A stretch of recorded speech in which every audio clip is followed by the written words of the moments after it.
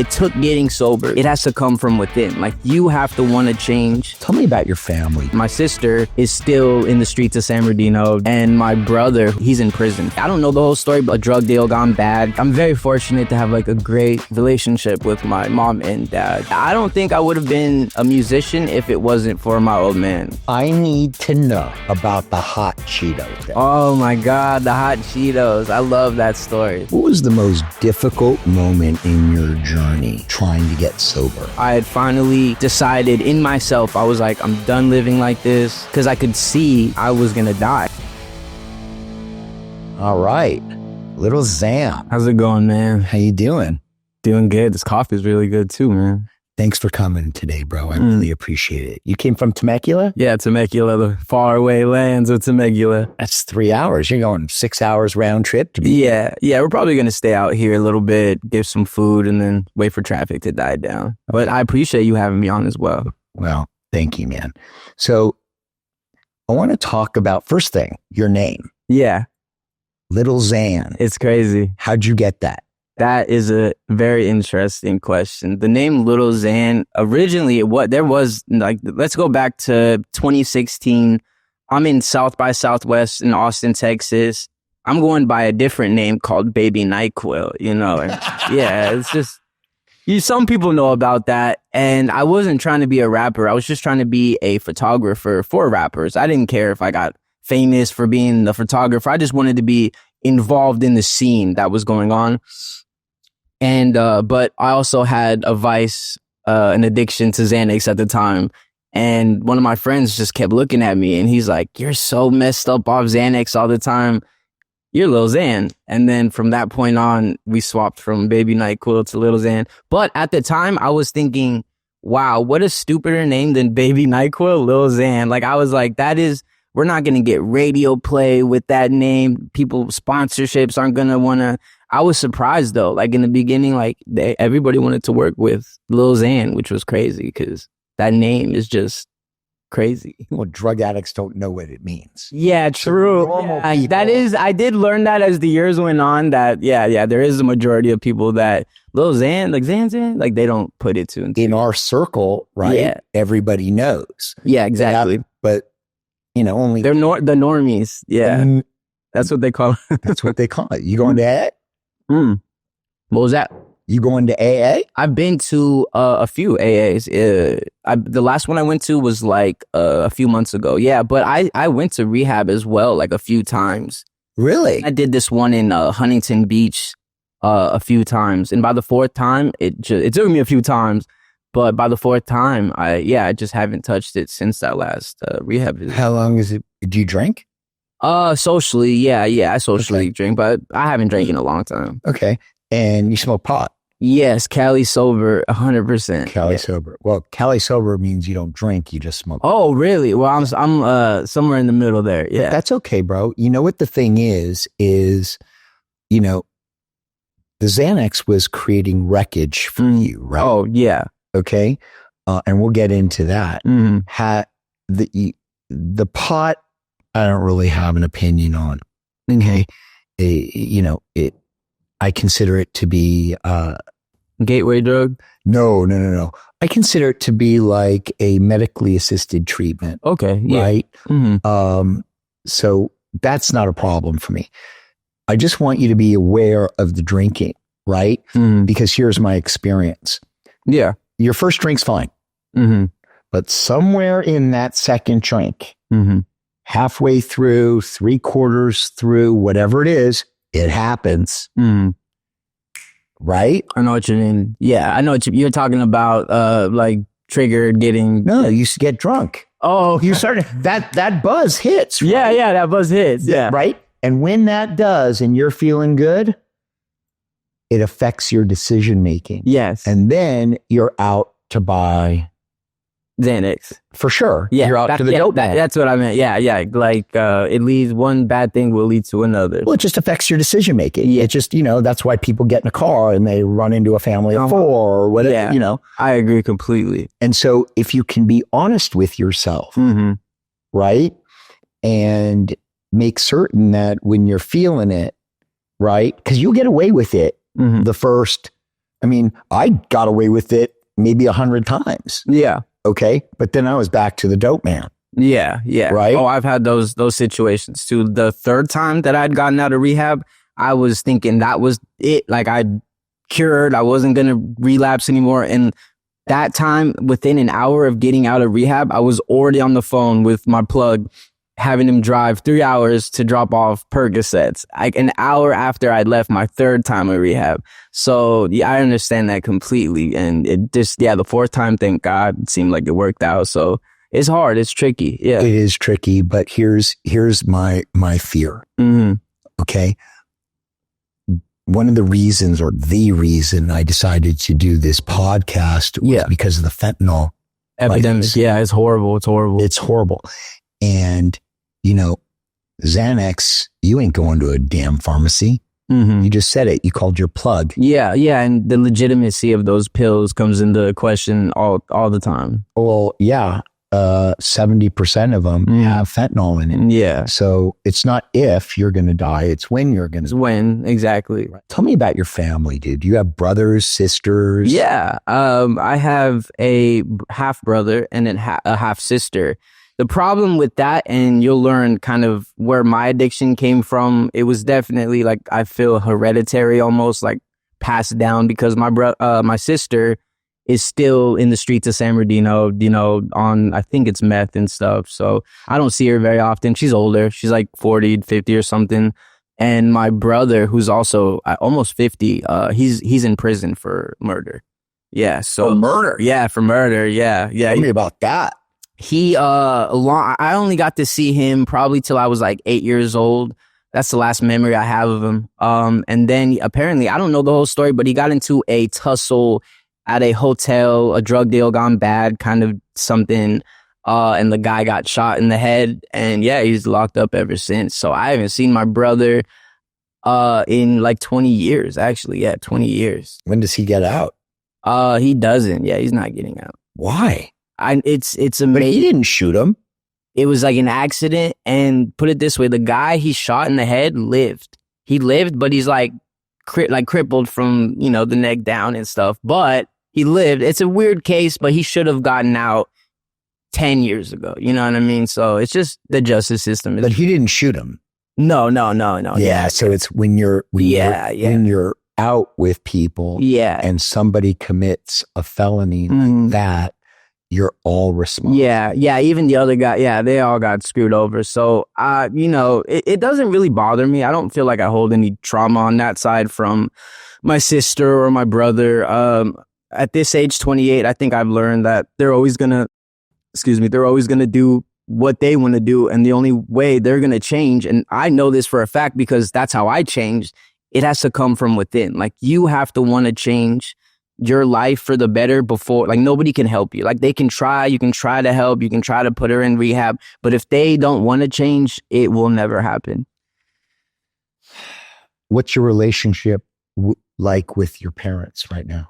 I'm very fortunate to have like a great, blessed relationship with my mom and dad. They both live with me. Yeah. I rented a house and they just stay with me. I take care of my mom because my mom actually just had spine surgery 4 days ago. Wow.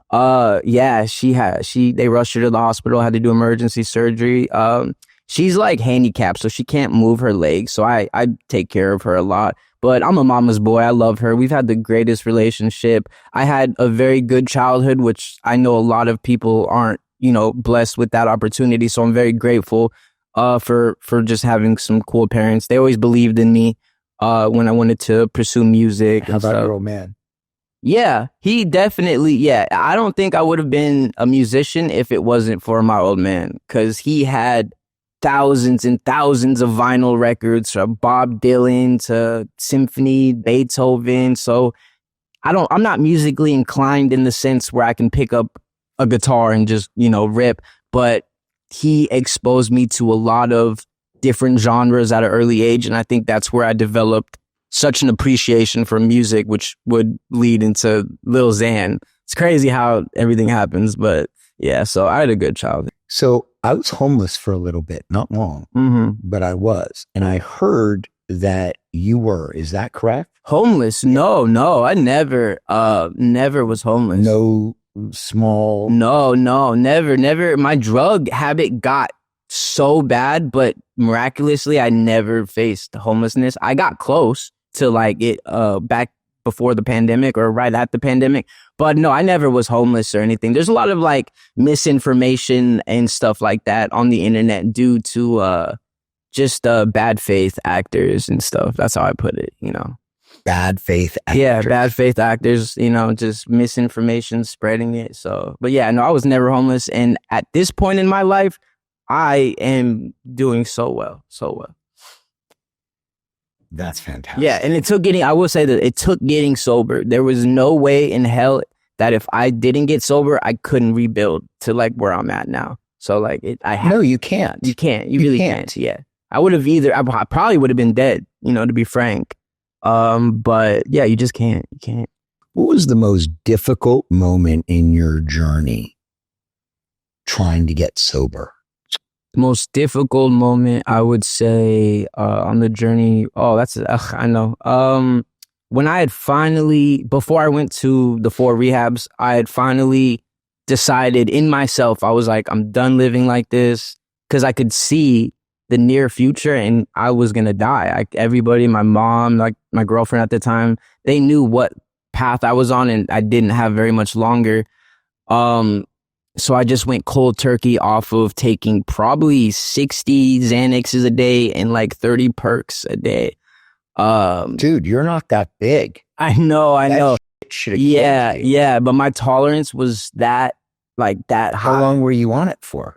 7 years, I think. Oh, yeah. That's why. Yeah. What was your detox like? Oh, this is what I'm going to talk about. So I went cold turkey thinking, I had the mindset like, yeah, I'm going to quit this. That's good. But my body had a totally separate reaction.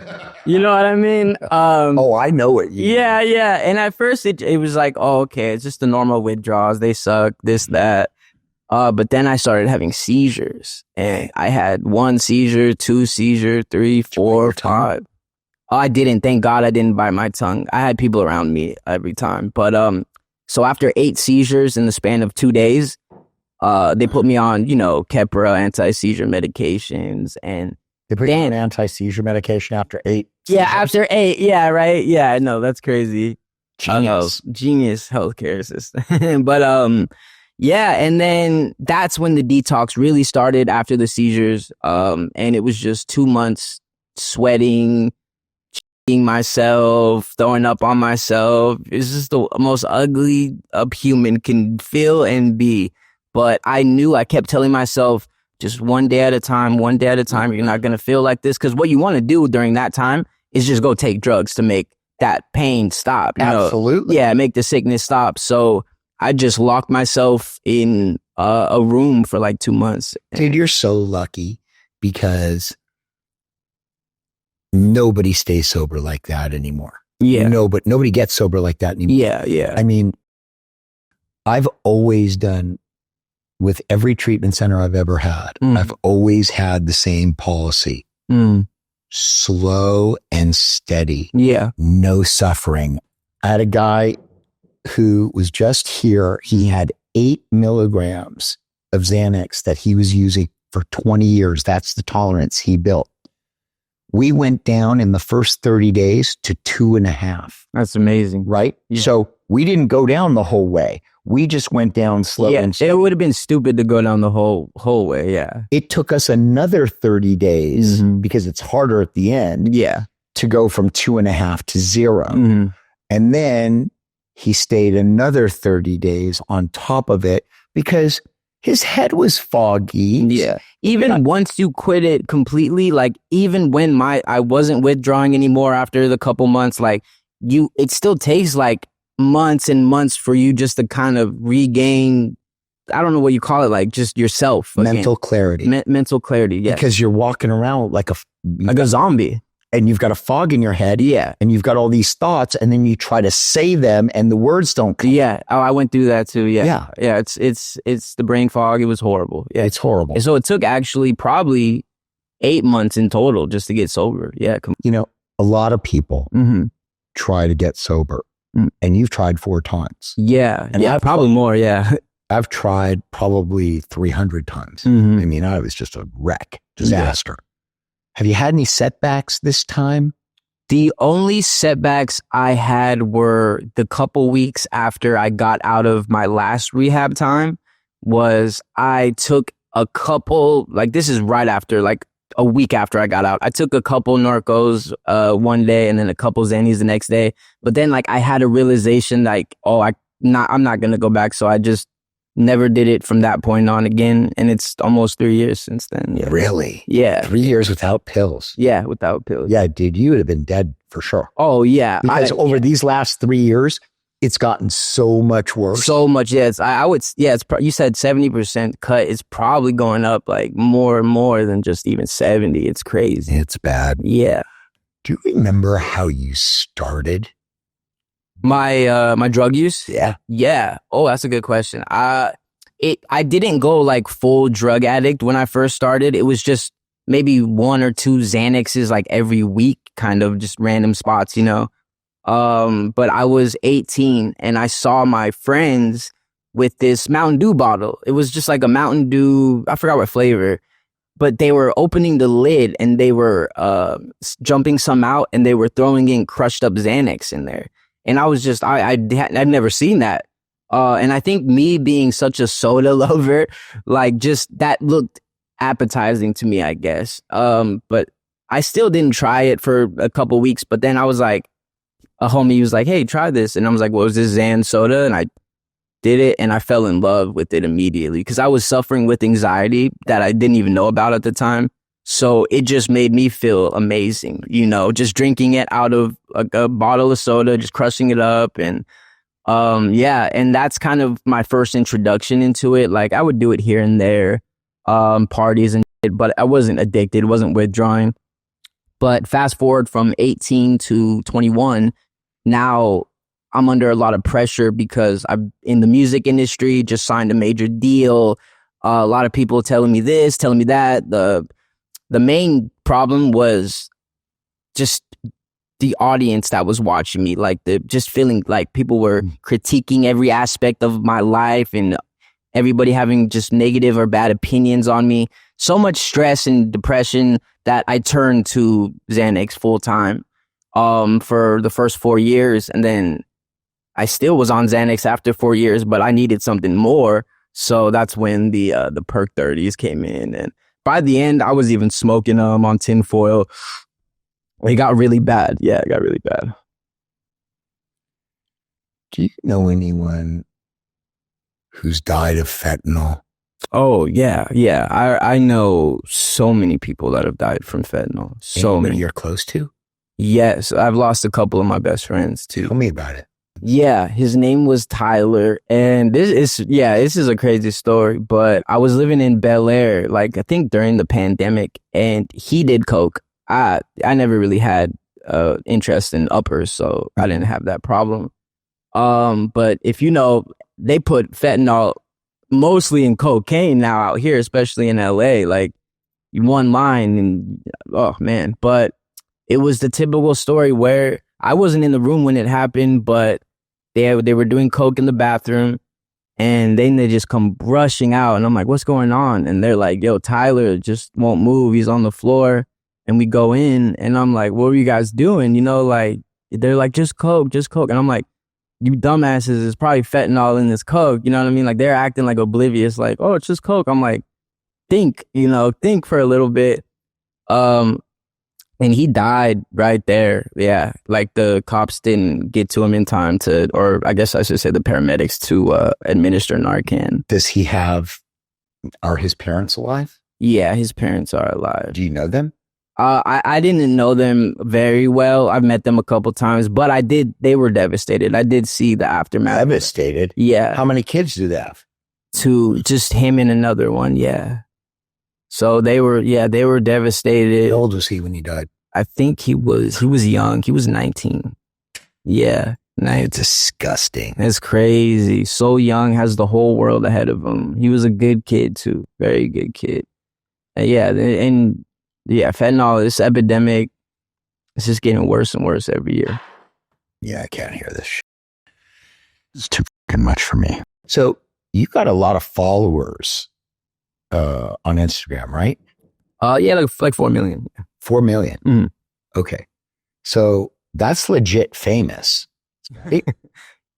Yeah, Especially in your little thing. Yeah. Right? I like to. I have a cult fan base. Very grateful, to. What size stadium? How many people could, if you put on social media right now, hey, I'm playing at this thing, it's free, come out tomorrow night. How many people would show? Free, like thousands. Yeah, thousands. Like 2,000 people probably. Really? Yeah, especially if it's free. Oh yeah, they'll show up. Yeah. That's magnificent. Yeah, I'm just very grateful for, because with the music career, I had to, when I got sober, like when I knew I had to get sober, I had to take that whole year off of posting on social media, making music and stuff. So I was very grateful for my fans for waiting, or the ones, I lost a lot of them from that, but like I was very grateful that I still had a fan base after a year of just hiatus, nobody hearing from me. People thought I died, honestly, when I first came back. Yeah, and I just came back stronger, and yeah, shout out to the fans, man. Did these fans or anybody on social media have any impact on your decision to get sober?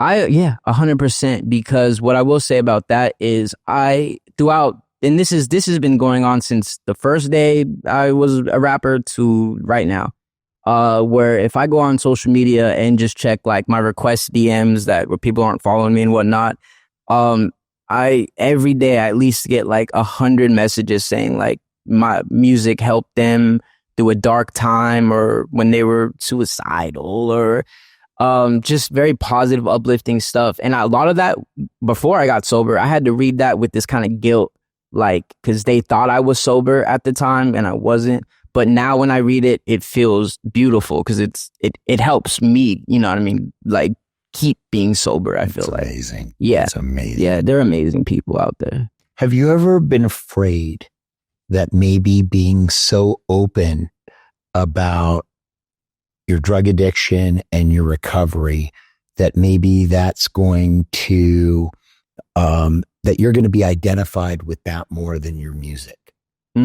That's a good question. I think, well, when you look at it like my name, that's the first problem, is like it's Lil Xan. You know what I mean? Mm-hmm. So that was my problem. I didn't want to always be the Lil Xanax guy promoting drugs, and people have already accused my name of just in itself glorifying drugs. You know what I mean? Because my whole movement is anti-drug movement. That's what I'm trying to promote. And it is a little wishy-washy with that name, Lil Xan. No, it isn't. It's beautiful because... And that's why I kept it, yeah. It shows your path. Mm-hmm. Okay. And that's why I didn't want to, Don't change it. Yeah, and that's why we didn't. Yeah, that's why we didn't. Because there was times we thought, oh, this, but it is me. It's the battles I've been through. It's the ups, the downs, the ugly. So that's why we kept it. Yeah. I need to know. Yes. About the hot Cheeto thing. Oh my God, the hot Cheetos. I love that story. I think, you know what? Shout out to hot Cheetos, because no, seriously, yeah. Shout out to hot Cheetos. Yeah. Oh yeah. Do that. Actually, fun story. I met the owner of Hot Cheetos through that whole debacle. You met Cheeto? Yeah, the Cheeto. Yeah, that's awesome. Yeah, man, he's a cool guy. But what happened with that? It's such a funny story, and I think it made me more relevant, honestly, back then at least. But I like Hot Cheetos. I had a couple bags, and then I went to throw up because I probably eaten a couple bags, was upsetting my stomach. And I threw up like just a little bit of blood. Like it could have been Cheeto dust for all I know. It was the hot Cheeto. You know what I mean? So I don't know. So this is the funny part. It's not that big of a deal. Okay. But I go to the hospital because I have a tour the next day. So we want to make sure we're good. They're like, yeah, you're fine. Everything's good. Go back. But there was paparazzi that saw me like leaving the hospital. And I had posted, I just, ate too many hot Cheetos the night before. We're all good. Tour's still going on tomorrow. And then while we're at the airport, nothing of it. We get like this big blog post feed pop up on our phone, and it's like Lil Xan ODs on hot Cheetos. And I'm like, what? OD on hot Cheetos? Because I never used the word overdose. And then boom, TMZ just takes it. Every major like blog and article and all just taking overdose. And then I just ran with it at that point. Because I was like, if this is that crazy for you guys. And then, yeah, we just ran with it. And then, oh my God, that year was crazy. Every time I'd leave a show, TMZ would be outside with a bag of hot Cheetos. That's funny as shit. Yeah. Hey, let me ask you a question though. Yeah. How many Xannies were you on that day? Oh, probably 10. Okay. Yeah, probably 10. Maybe. Yeah. It was a Xanny thing. Yes. And not a Cheeto thing. And not a Cheeto thing, exactly. But I just assumed, yeah, because of it. Oh, yeah. It was definitely could have been, something messing up my stomach. All the amphetamine or whatever. All the Xannies. All the Xannies, yeah. Taking the Xanny bars. Yeah, that's what it was. The Xanny bars. Okay. This is sacrilegious. Yeah, I love it. Okay. What? I don't even have the words. In my age group, yeah, there's really only 2 rappers. Mm-hmm. Only 2. Mm-hmm. Tupac and Biggie. Mm-hmm. Legends. And then it goes to, Andre 3000 came out. I love Andre. He was dope. First guys I ever listened to was Run DMC. For me, it was like Tribe Called Quest, De La Soul, Big L. Excellent. Mm. What did you say about... Oh, the Tupac. Yeah. You said he was boring. I might have said he was boring. You understand that when you hear this man's voice, like his voice is so cool. Yeah. When he started singing, chicks just dropped their pants. Oh yeah. You know, I'm glad you brought that up because I've talked about what happened with that before. So I love to talk about this. I was that interview. I'll say how it happened. I was a diva at the time. It was like prime Lil Xan. I felt like a rock star. Say you were a diva? I was a diva. Dude, I love you. Yeah, I love you too. Thank you. Because it's important to know the room. Yeah, I've matured a lot since then. I was, a diva. I was still on drugs, Xanax, and they had to wake me up at like 5 a.m. to go get to this. So I'm already in a bad mood. I already don't want to do the interview. They asked me a bunch of questions before the Tupac one, and I was just kind of giving half-assed answers. Like I was being rude. I didn't want to be there. And then the Tupac one comes up, and honest to God, they could have asked me, oh, what do you think about our Lord and Savior, Jesus Christ, on a scale of 1 to 10? I still would have probably just, 2, boring. But it was Tupac that said it. So it wasn't anything against Tupac because I grew up, like I told you, loving all aspects and genres of music, and old school hip hop was one of them. You know what I mean? Like my favorite Tupac song is I Get Around with the Digital Underground. Love that record. Oh my God. Yeah, that's such a good record. You know what I mean? Fun record. So, it hurt because like I am a true lover of music in all forms. So, I mean, I was getting thousands of death threats from that, all types of stuff. Well, that's computer courage. Yeah. Let me ask you a question. Yeah. You ever get depressed or anxious anymore? Yeah, all the time. I think that's the main thing being sober is for me battling, mental health issues and stuff. I think right now I'm in a very happy place. Mm-hmm. Due to good people around me, good support group. But, I do go through, I'm human like everybody else. There's definitely moments. A few months ago, I was kind of going a little depressed, not doing drugs or anything, but just slipping under, But I feel like I've learned over the last 10 years kind of how to just pick myself back up. All right, let's talk about that. Yeah. Okay. Sometimes I get depressed and I get anxious. Yeah. And I know how I get through that. Mm-hmm. Okay. The way I get through it is when I get scared, I run right through it. Mm. I mean, I don't walk through it. I don't lean into it. I just run right through it because I don't ever want to feel like a coward. Yeah. That's the worst feeling in the world to me. Yeah. That's a horrible feeling. So I get afraid all the time. It's completely normal. But the way I deal with it is I just run through it. Just face it head on. If I have to. Yeah. How do you do it? See, how you deal with it is where I want to be like sometime this year. I want to be able to just face a problem head on. Excellent. How are you going to get there this year? What's your plan? Man, that's a good one. That's the only question. Yeah, my plan probably. Well, I'm very fortunate to have a lot of great, like I said, people. No, bro, come on. What's the plan? A plan. You want it. You want exercise. I want to start going to the gym every day. I want to leave the house more. I want to leave the house a lot more. I just want to be a part of more social activities, I guess. I already am a part of a lot, obviously, due to my job, but that's like my job. Can I help you out with this? Of course, yes, of course. I'm always looking for people with knowledge and insight that, yes, I'm always looking for help. Do you have a therapist?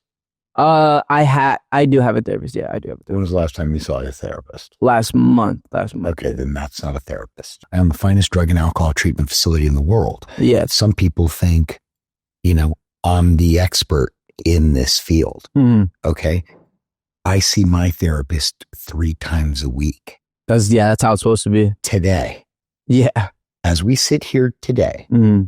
Okay, with all I've got going on, I still see my therapist 3 times a week. Mm-hmm. And there's a reason for it. It's not something I have to do. It's something I get to do. It is the ultimate luxury. Mm-hmm. It is how responsible people deal with their stressors. Because here's the thing. If your stress is here, your support, your therapy must always be ahead or greater than your stressors. Because now you're safe. Okay? Yeah. Otherwise, what happens is you start creating wreckage and you become uncomfortable. And you and I don't do uncomfortable. Oh, yeah. I know. Okay? If we're uncomfortable for long enough, okay, we have to drink and use. Yeah. We have to. That's how you and I are wired. Yeah, I agree. Okay? You need a therapist 3 times a week, man. If you want to get to where you want to get to and you want to blow up, okay, and you want to live your best life, that's the way to do it. Yeah, I'm definitely going to. I still think it's beautiful that you're going to wake up every morning and move your body. Yeah. Okay. But I know I agree fully. Like even my own family has told me to like just get like an actual therapist. Like I had one, but like get like a real one where you meet 3 times. And grab a man. Don't grab a woman. Yeah. Okay. Yeah. You need a man to teach you certain things and to walk through life with. Yeah. Okay. It's really important, man. And anybody who thinks that's weak, they're weak. Exactly. I agree. Because they don't know better. Yeah. No, this is powerful. This is powerful. Like really powerful. Cool. I appreciate that. You got any questions for me? Damn. Any questions? No questions. Just gratitude. Grateful. Well, that's cool, bro. Because nobody wants to hear from me. They're They're here for you today. Yeah. Man, I am so grateful that you came here today to share your experience and how you've come out the other side just beautifully, man. I am so grateful to you. Thank you so much. Likewise, very grateful and blessed to be on. I appreciate you. Cool. My listener is going to really appreciate it. Hell yeah. Look into that camera, please, and say, see you next Tuesday. See you next Tuesday. If you or a loved one is struggling, we have a number that you can call and we'll help you find the best treatment that is right for you. Our company, One Call Placement, is dedicated to helping you, and we'll find the best treatment that is right for you. So call now at 888-808-6159. Again, that's 888-808-6159. We're out of time. Please subscribe on YouTube, click the thumbs up, and leave a comment. Please subscribe on Apple Podcast and Spotify and leave a rating and a review. And share the We're Out of Time podcast with others you know who will get value out of it. See you next Tuesday.